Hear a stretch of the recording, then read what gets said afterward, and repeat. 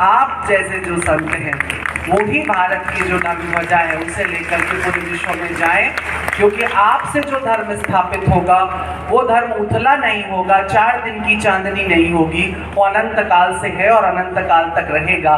तो आपको ईश्वर दीर्घायु रखे, स्वस्थ रखे, ऐसे ही ओजस्वी बनाए रखे और इतना सरल बनाए रखे। मैं एक रहस्य अभी खोलूंगा, क्योंकि अब तो जा रहे हैं, मुझे ज़्यादा ये दंड नहीं दे सकते, कि जब आने को थे महाराज जी तो मैंने निरंजन जी से भी कहा, सत्यदेव जी से भी कहा कि भाई विद्वान तो बहुत हैं लेकिन ऐसा लगता है कि बहुत ज़्यादा परंपरा और रूढ़ी से बंधे हुए हैं, पता नहीं कैसा व्यवहार होगा।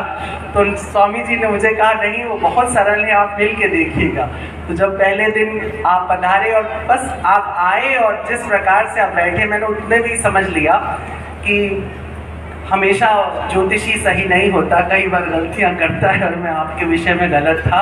आप में अद्भुत सरलता है, वो जो ब्राह्मण का जो सबसे प्रमुख गुण होता है उसका विनम्र। कहीं एक कथा छोटी सी सुनी थी, महाराज जी उसका ज़्यादा विवेचन कर सकते हैं, कि विश्वामित्र ने तपस्या की और तपस्या करने के बाद उन्होंने सारे ज्ञान प्राप्त कर लिए, सभी उनकी आदर करते थे। वशिष्ठ जब उनसे मिलते तो हमेशा उन्हें राज ऋषि कह के बुलाया करते थे। विश्वामित्र को ये बात बहुत चुभती थी कि मैं ब्रह्मज्ञ हूँ और ये मुझे राज ऋषि कह करके बुलाता है। जब भी ऋग्वेद के अंदर, वेद के अंदर वशिष्ठ के बाद दूसरे नंबर पर सबसे अधिक ऋचाओं का दर्शन करने वाले विश्वामित्र हैं।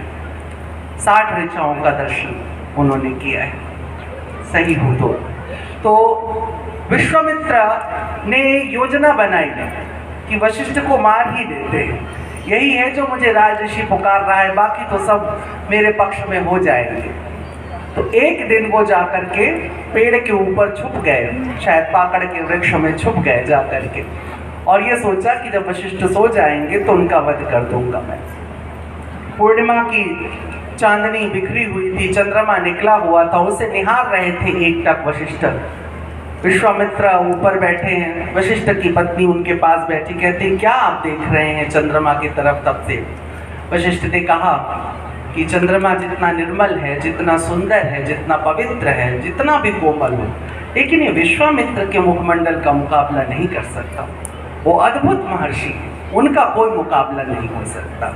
और मैं प्रसन्न हूँ कि ऐसा ऋषि हमारे यहाँ है।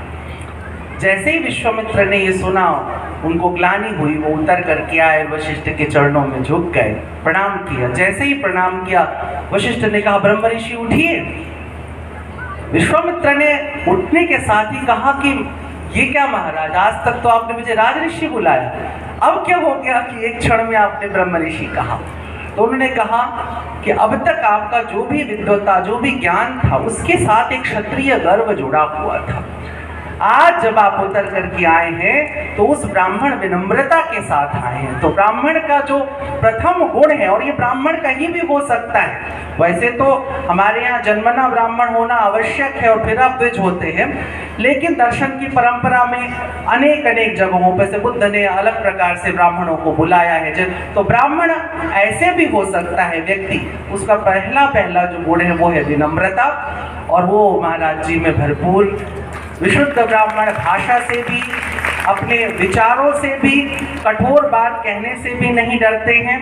कई बार मैंने सुना, कल भी एक इनकी छोटी सी बात बड़ी सुंदर लग रही थी, यज्ञ अनुष्ठान इत्यादि के बारे में बोल रहे थे वर्णशंकर जातियों पर। वो छोटा सा क्लिप मैंने उसी वक्त भेज दिया। बहुत सारे लोगों ने मुझे कहा, असहमत होकर के, कई वामपंथी भी मुझसे जुड़े हुए हैं, उन लोगों ने कहा बताइए। मैंने कहा पूरा विस्तार से सुनो, लेकिन अच्छा लगा कि ज़्यादातर लोगों ने समर्थन किया। तो यह भी एक धर्म अपना एक गुण रखता है और हमें भयग्रस्त नहीं होना चाहिए। मैं ये बात बार बार दोहराऊंगा कि अपने धर्म को लेकर के, किसी प्रकार का अपने संस्कार को लेकर के, अपने राष्ट्र को लेकर के, अपनी जाति, अपने वर्ण को लेकर के आपको कभी लज्जित नहीं होना है, क्योंकि भारत एक बहुत बड़ी सुविधा देता है। हमारी समस्या है कि ईसाई मानसिकता ने हमें 200 वर्षों में ऐसा घेर लिया कि हमने अपनी वर्ण व्यवस्था के विरुद्ध बोलना शुरू कर दिया। मैंने 2 बार यहाँ बनियों के खिलाफ बोला, लेकिन मैं इस बात से खुश हूँ कि सबसे अधिक बनियों ने आकर के मेरा पैर छुआ और मुझे कहा कि हमें आप बड़े अच्छे लगे। भारत का सौंदर्य ये है क्योंकि भारत ये जानता है, भारत की कथा ये बताती है, भारत का सारा शास्त्र ये बताता है। ईसाई की समस्या ये है, यहूदी की समस्या ये है, मुसलमान की एक समस्या ये हो सकती है कि उसके शास्त्र से एक ही बार जन्मने और एक ही बार मरने का अवसर देते हैं, तो उसे एक ही जीवन में सारे पद प्राप्त करने की आकांक्षा या लालसा घेर लेती है। लेकिन सनातन धर्म के सिद्धांत से जुड़े हुए व्यक्ति को यह आराम मिलता है कि वह क्रमबद्ध तरीके से अनंत काल तक जीता है। आज जो शूद्र है उसे कल ब्राह्मण बनना ही बनना है, उसे कोई नहीं रोक सकता है। यदि वो अपने धर्म का स्वधर्म, जो अपने ही धर्म में अपने धर्म को करता हुआ निधन को प्राप्त करता है, उसे श्रेय मिलता है, ऐसा भगवान ने कहा। तो यदि कोई शूद्र है और वह अपने धर्म को पूरी तरह से निर्वहन उसका करता है तो उसका ब्राह्मण बनना निश्चित है। कोई ब्राह्मण है और अपने धर्म का निर्वहन नहीं कर रहा है तो शूद्र तो या वैश्य या क्षत्रिय तो हटा दीजिए, वो कल पशु योनि में जाएगा, कुत्ता बनेगा, बकरा बनेगा, गधा बनेगा, कुछ नहीं पता है। तो पूरी आज की आप कथा सुन रहे थे, 7 दिनों से मैं कथा सुन रहा था।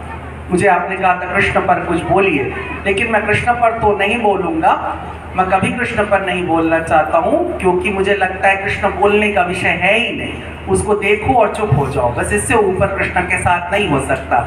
लेकिन 7 दिन की कथा में आपने बार बार जो एक महत्वपूर्ण बात सुनी है, मैं उसके साथ एक भारत के दार्शनिक दृष्टांत को जरूर आपके सामने रखना चाहूँगा, क्योंकि मैं इस तरह की थोड़ी बातें कह रहा हूँ, लेकिन आवश्यक है कि विश्व का जितना भी धार्मिक चिंतन है जो अब मजहब या संप्रदाय में बदल चुका है, उन सभी संप्रदायों में जो धर्म की आधार भूमि है वो पश्चाताप है, पछतावा है, पाप का बोध है।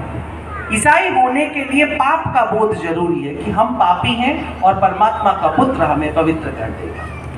अगर आप मुसलमान हैं, आप पापी हैं, और आप अगर मोमिन हो जाते हैं, पवित्र हो जाते हैं, तो आपको जन्नत मिलेगी, नहीं तो आपको दोज़ख में डाल दिया जाएगा। यहूदी के यहाँ भी यही, यहाँ तक कि बौद्ध के यहाँ भी, बुद्ध धर्म में भी इस धम्म सनातनो कह कर बुद्ध ने बार बार कहा कि अगर तुम मेरे धम्म में नहीं प्रवेश करते हो, मेरे अनुसार शील का आचरण नहीं करते हो, तो तुम पापी हो, तुमको निर्वाण नहीं मिलेगा। भले ही वो शांत शब्द में हो रहा हो, सुनाई नहीं दे रहा हो, लेकिन पूरी पुराण आपने भागवत पुराण सुन ली, और इस भागवत पुराण में आपने हर प्रकार के अच्छे कर्म और हर प्रकार के बुरे कर्म स्वयं भगवान के द्वारा ही करते हुए आपने सुना है। इसकी अनंत अनंत व्याख्याएं होंगी, लेकिन मैंने जिस तरह से हमेशा भारतीय धर्म को रिसीव किया है और खास तौर पर कृष्ण के चरित्र को, उसकी विशिष्टता ये, व्यास ने यदि उन्हें पूर्ण ब्रह्म के रूप में घोषित किया है तो उसके कारण ये है कि कृष्ण ने वो सब कुछ किया जो मानव जीवन में हो सकता है, जिसे हम अच्छा भी कह सकते हैं, बुरा भी कह सकते हैं। बिना अस्त्र उठाए कृष्ण पूरी महाभारत जीत भी सकते हैं, और बिना मतलब के, जिनका कोई अर्थ नहीं था, ऐसे शत्रुओं से बचते हुए भाग कर नई द्वारिका भी रातों रात बना सकते हैं। उसको कृष्ण को आवश्यकता नहीं थी, कृष्ण के लिए तो एक क्षण का खेल था, जरासंध थी, लेकिन हमें तुम्हें आवश्यकता है। कृष्ण को यह बताना जरूरी था कि हर बार लड़ना जरूरी नहीं होता है, कई बार लड़ना छोड़ देना होगा, रणछोड़ बन जाना भी सुंदर होता है। कृष्ण ने हर प्रकार के कृत्य जो हमारे जीवन में गिल्ट पैदा कर सकते हैं, पश्चाताप पैदा कर सकते हैं, या हमें पापी सिद्ध कर सकते हैं, कृष्ण ने उन सब से बचाया है। इसलिए कृष्ण की शरण में होना पाप से मुक्त होने की गारंटी है। तो यदि आप भागवत सच में सुन रहे थे, सच में इनमें से जो सुन रहा था, उसके साथ मैं ये घोषणा कर सकता हूँ कि 7 दिन की कथा के बाद अब उसके अंतर्मन में वो पापी तो नहीं रह गया होगा, लेकिन अब कल उसे पापी रहना है या नहीं रहना है, उसके लिए कृष्ण के उन सभी आचरणों को और उन सारे उपदेशों को भी ग्रहण करना पड़ेगा। आप सब बहुत सौभाग्यशाली हैं, गोयल परिवार बहुत ही सौभाग्य